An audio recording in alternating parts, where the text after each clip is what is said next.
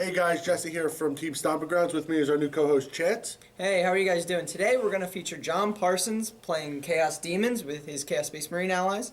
And we're going to feature Matt Cerino as well from Team Stomping Grounds playing White Scar Bikes with Space Wolf allies. That is correct. And we're going to be playing a Nova mission today. It's going to be Kopak's Run. It's going to be round 8 at the Nova Open. In this mission, it'll be Dawn of War deployment with 4 corner objectives that are placed 18 in, 12 from the back. Then secondary goals will be Slay the Warlord, Line Breaker, and Kill Points. Tertiary goals are Table Quarters. Tiebreakers will be Points Destroyed, 50 bonus points for First Blood. And this will be a tiered mission from Nova. And of course, Nova terrain as always during the Open. And what are we wasting time for? Let's get to the battle report. Here we go. Hey guys, we're here with Matt Cerino from Team Stomping Grounds, one of our players today in our battle report. And Matt, you want to tell the people what you're running? I'm running White Scar bikes with a command squad and Rune Priest allies, or Space Wolf allies for 2 Rune Priests on bikes. Alright, so now we're playing Kopak's Run today, correct? Yep. 4 corner objectives, Dawn of War deployment, I'm sure you guys know this. So how are you going to take your guys and tailor it to Kopak's Run? To the specific list, I'm actually going to be combat squatting all my bikes. 1, because I'm playing against Deamons, and it gives me a lot more opportunities to force grounding checks. 2, gives me a lot more scoring units, and I kind of a little bit variability with being able to throw away a unit here and there when need be. My plan pretty much is to keep my bikes kind of protected, hide them, keep my command squad there, and make them fight the command squad, and then try to just out-objective them at the end of the game. Yeah, because if you have more troops, obviously more troops, more shots to claim objectives or contest them. The Demon Army, not very known for its troop choices or anything like that. If you were going to play the game out in your head, before it happens, what are you going to expect to happen? Is there a particular unit that needs to get into the fight? Is there certain things that need to go your way, certain dice that need to come up lucky for you? It's really going to be about the command squad. I think that it's classic Demon matchup. He's going to kind of try and be running away and make me kind of chase, which unfortunately I'm probably going to have to do to some element. If I got to be able to optimize and take advantage of the command squad when I can get it into play. Really try to get it into combat and make it do some work. Yeah, totally. I completely agree. It's one of those things where, since he's a demon player, his guys fly, they move around the table and everything like that. Essentially what you're aiming for is to take out that first big guy and then kind of go around moving from there. Yeah, as much as it's an objective-based game and I have a bunch of mobile units, and I kind of want to go second for the opportunity to grab objectives and be able to jump and contest. If I have the opportunity to choose, I really want to consider, especially because it's Dawn of War and it's hard for him to hide, to be able to choose to go first and get that alpha strike and make him change, like kind of get him off the game he wants to play. Good. Sounds good. We'll see what happens on the battlefield. Yep. And I'm here with our other player, John Parsons, also Team Stomping Grounds. John, can you tell the people what you're playing? I am playing Chaos Deamons with Demon allies. I am taking the Flying Circus version of the list. So it's pretty much just Lord of Change, Fate Weaver, 2 Demon Princes, 2 scoring units from the Demon book, and then Demon Prince from the Chaos book, a Helldrake, and Cultist. Total of 5 flying monstrous creatures? 5 monster creatures and a 5 Helldrake. flying monstrous creatures. And the Helldrake. Helldrake, yes. And the Helldrake as well. As we talked about before, you're playing Kopak's Run with all the objectives and everything. You don't have that many troop choices. How are you going to kind of plan with a Marine army that's going to be on the ground the entire time trying to get objectives? Honestly, it depends on who wins the roll for first turn. If I win the roll for first turn, I will be castling up in the corner, or I'm forced to go first. I will be castling up in the corner, and I'll pretty much fly off first turn. I'll keep the Grimoire. Depending on my powers, I'll keep something with a 2+ invulnerable save on the board. Everything else will fly off, and I'll just play the back and forth game and just stay out of his range. You're trying to make him concentrate his fire into your best saves. Yeah. Now, if I have to go first, or I mean, if I go second and he goes first, which I think is what I want, but I'm not. It's just I think that's what I want. I will be deploying the Chaos Demon Prince with the mace and all 3 of my scoring units, and just banking on them. Assuming they're all going to die, and banging on the portal glyph at the end of the game to win. Of course. As we know, with any tabletop game, you need to kind of be able to play it out in your head beforehand. If I asked you what the perfect scenario was for this entire thing, what are your demons and your marines going to be able to do against them? The ideal scenario is I roll as few dice as possible, and I vector strike as many things as possible, turns 1, 2, and 3. Flying havoc the entire time. Flying Havoc. I don't actually start playing the game till turn 4, turn 5, turn 4. So then all my princes stay on the board and they continue to fight stuff. You just kill everything. You kill what you need to kill. You're really not going to kill that much with it. I mean, you'll kill a lot with this army, and you get the right powers. You won't die, but that's very power dependent. And assuming I get the worst powers, because that's what you have to do, Yeah. I'm not going to be killing much. I'm going to be killing exactly what I need to kill. Is there a particular unit we need to look out for in the battle report? The Helldrake generally does a lot of damage, especially against power armor. I can bank on, and with power armor and the Fate Weaver reroll, I can bank on the Helldrake doing some damage. Let's see how many Marines his Helldrake could waste in this upcoming battle report. Alright, so here we go for deployment. Now, Matt's going first. Where do you think he's going to concentrate most of his troops? So Matt's gonna, since he's deploying first, he's gonna go ahead and spread out. He doesn't Yeah. want to go ahead and he doesn't want to castle in one of the two corners, allowing John to counter castle on the other and making it so that he can't get that alpha strike. Yeah. So by spreading out, he's able to guarantee that any corner he goes on, he can get at least some kind of reach. And with the command squad being deployed in the center area terrain there, between scout moves and their 12-inch move, I mean that's giving them able to put them in 24 inches in any direction. Yeah, he wants to on really turn get one. he wants to get across the map. Yeah, exactly. He's able to get across the table almost immediately and able to lend their weighty fire as to any part of the table, as well as utilize the Rune Priest's 24-inch denial for their psychic power. So if they're in the center of the table or they're centralized, that kind of cuts off a large chunk of the table for John. Exactly. Now we can see the on each flank there's a regular bike squad. In from the flanks are attack bike squads. So what he actually did here, since it's an objective-based game and we have the 4 corner objectives, which you can see here all in the Stomping Grounds objective markers, he actually combat squatted all 3 of his bike squads. Yeah, so can he you get combat through- squatted them into his attack bike, his 2 grav bikes, and his grav sergeant, then 5 regular bikers. That's going to do 2 things for him. It's going to allow him to cause grounding checks, Yes. as well as take multiple objectives. And then for John, we see John going ahead and start his deployment here. Yeah, he's going over. He's taking the cultists and I believe it's the Black Mace Demon Prince. Yeah, the Black Mace Demon Prince. So since he's not going first, he's not deploying his more valuable units. He's deploying his less valuable troops because he has a portaglyph, so he can make more. Obviously, if John doesn't deploy, was it 50% of his force? Then Well, he has to deploy 50%. yeah, he has to deploy 50%. So that way, he has to get his pretty much least valuable units, those non-flying monstrous creatures, out onto the table first because he doesn't want Matt to get a shot at the things that are most valuable to his army. Correct. And since John's not necessarily going first, he's actually doing all of his guys touching terrain, except for the plague bearers in the back there. They're completely hidden by that hill. Yeah. That's a tall hill, just So like they have at Nova. Because John's going second, he needs to take every single opportunity that he doesn't get completely wiped on the first turn of the game. Correct. So now, we still don't know who's going first here yet. This is the scout moves, which is a 12-inch redeploy for bikes, and Exactly. White Scar's Khan from White Scars is giving all of his bikes scout. So it's allowing Matt to redeploy his arm and kind of get more aggressive with them. He's essentially like we taking were talking about. taking the table and cutting it in half, really. Yeah, and this is before we know who's going first. So John still has a chance to seize the initiative here, but as you see, it sets Matt up to be hyper aggressive if he does. Even if John does seize, he still has a very interesting middle ground. Correct. Because the bikes have such high movement, they can pretty much get into charge range almost immediately if John makes any sort of movement toward Absolutely. it.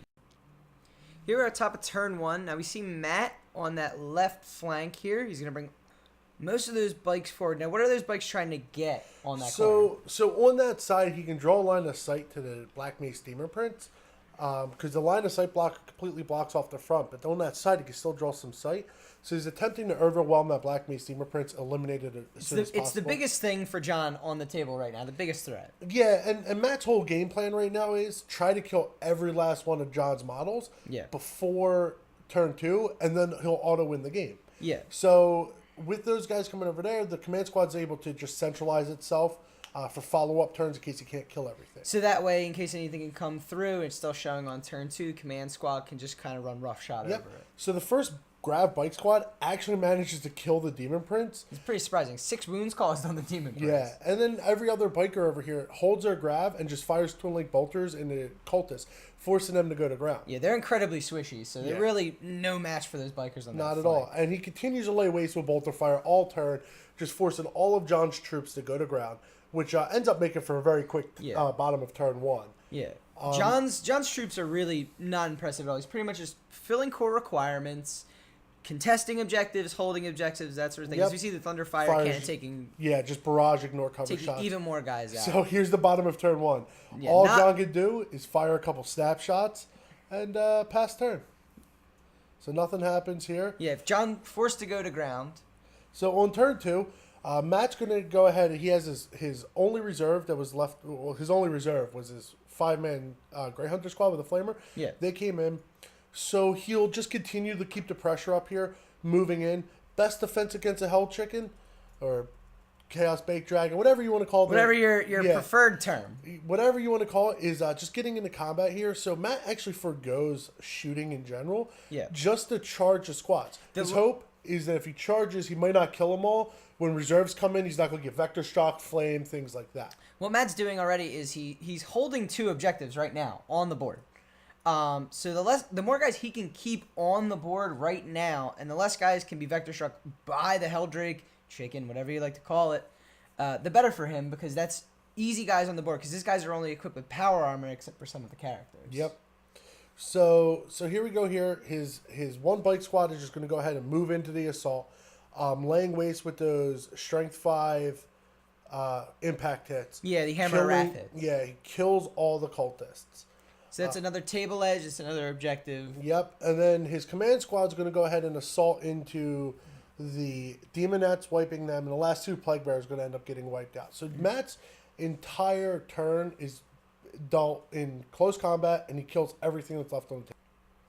Because, I mean, if John's reserves fail to come in on the next turn, he has no models present, he just loses. That is very true. So, I mean, it's a good play for Matt to be really aggressive, try to either go for the early win that way, or kind of set himself up so that no matter what happens, he now completely controls the game. I mean, he's going to have guys on all 4 objectives.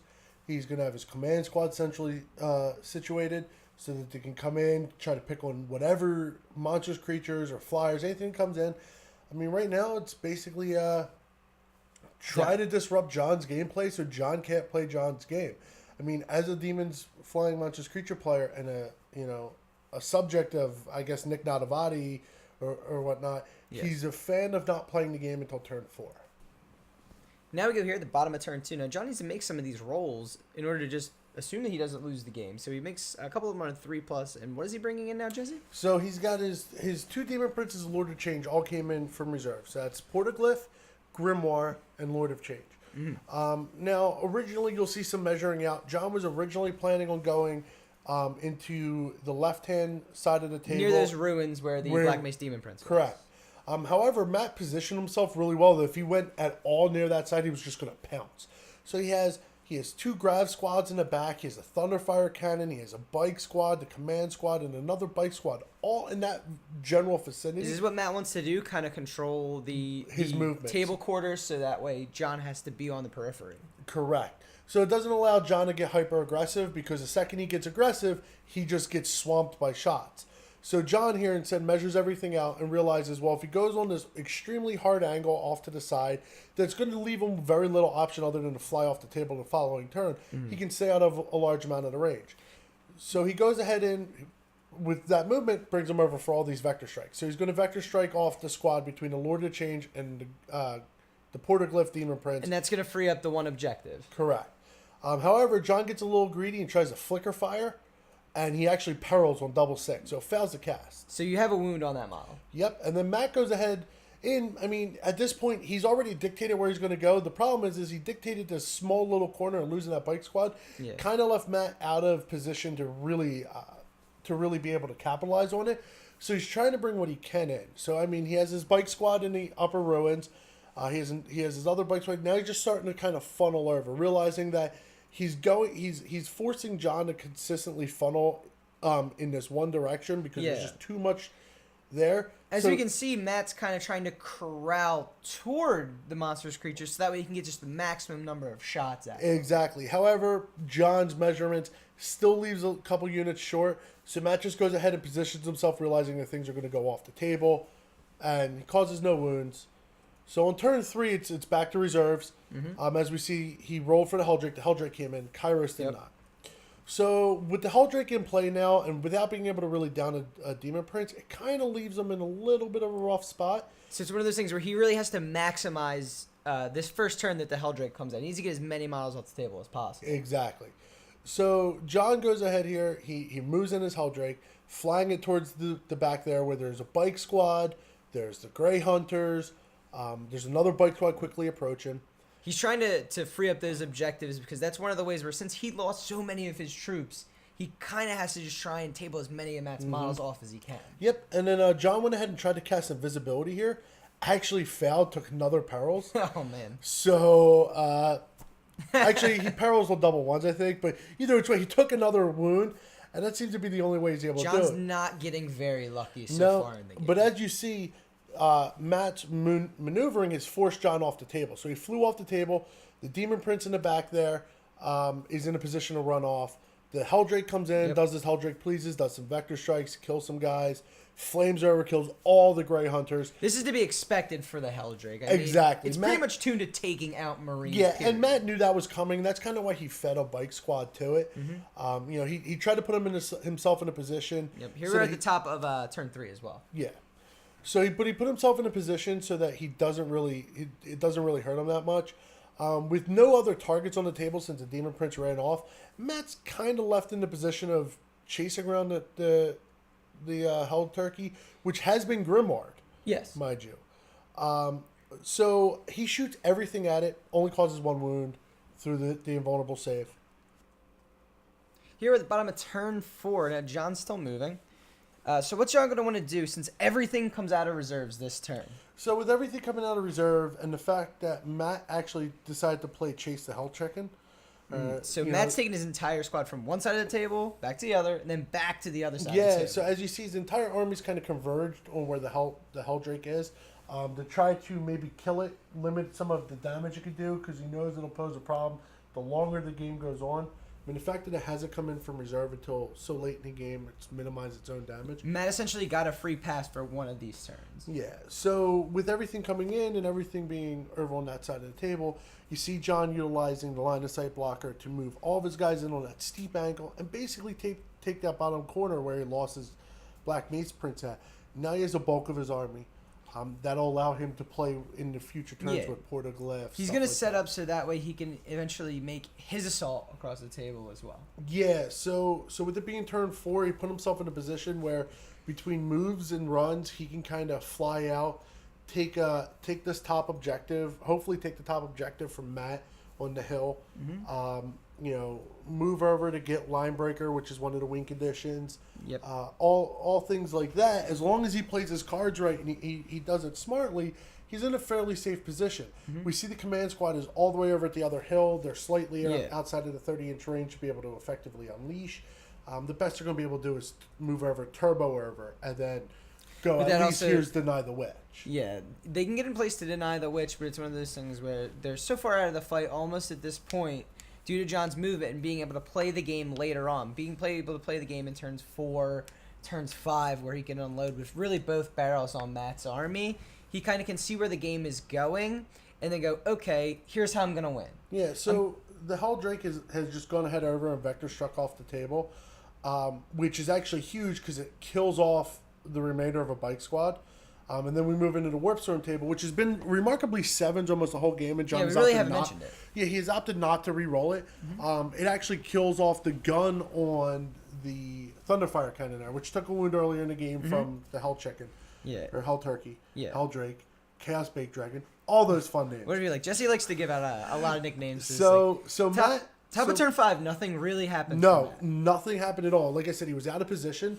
So he just played the game getting back into position, trying to minimize to prevent a loss on turn 5, and he did a wonderful job of it. He moved the command squad to the middle of the table. He moved the bike squad over onto the objective, forcing the Helldrake to come in, land on the objective to try to vector strike and bow flamer off that unit. Yeah, because if John doesn't get those bikes off of that objective, he can just lose. Correct. So John's Portaglyph goes down. He throws down on turn 5. Spawns 2 Demonettes. 2 Demonettes, exactly. He needed that reroll. He actually used the Kairos reroll for that. Yeah, because if he doesn't, he has 0 objectives. Correct, and he just loses on He's primaries. only contesting 2, loses on primaries. Because Matt has that back corner ruin that he has no way of getting to for his own benefit, because he has to clean up that unit on the hill with the Helldrake. He can't focus on the unit that's hiding behind the pillar there. But This is where Matt's positioning really spreads John a little bit thin. correct. And now a very big thing is with the command squad there is deny the witch. Like I've been saying, that's so key because John's entire army. John has to skitter around the outside and just stay, especially since he can pre-measure. Yep. He can stay on the exact precipice of deny the witch, but maybe he gets a little too involved. It limits in his effectiveness. He's forced to. With the Demon's army, it's all psychic powers for shooting, especially with the Zeech list, that his damage output goes down almost completely without that. Do you think John kind of got a little, he put the blinders on a little bit too much to deny the witch and paid less attention to the squad that was actually on the objective? Absolutely. So the squad on the objective, it's not that bad. I mean, he shoots at. The biggest problem is, though, is he plays around to deny the witch so much that he forgets the key part of the game, that line breaker matters. And because of that, he plays around deny the witch and gets aggressive, and he doesn't roll his run distance. That's going to hold him from line breaker. And we'll see how that works out for him. John's playing an incredibly complicated list here, as we see. It's a little bit more complicated than what it looks like with the Helldrake literally just killing everything in its path. Correct. So we're at the bottom of turn 5 here, Jesse. Now, if the game ends, who takes it? Matt will take it if the game ends here. The biggest problem is John has moved. He's gotten aggressive with his shooting onto the unit, and he actually forgets to do a run move. And that keeps him out of line breaker. Yeah, Now, not being in line breaker, not scoring that extra mission point is going to end up costing him if the game would end. Yeah, exactly. It's one of those things where I think John just had so many components he needed to worry about during the game, he might not have noticed it. I agree completely. I mean, and sometimes that's it. But here's a dice roll. And the game ends. The game does end on the roll of a 2. So that'll actually wrap it up, and Matt will end up being the victor.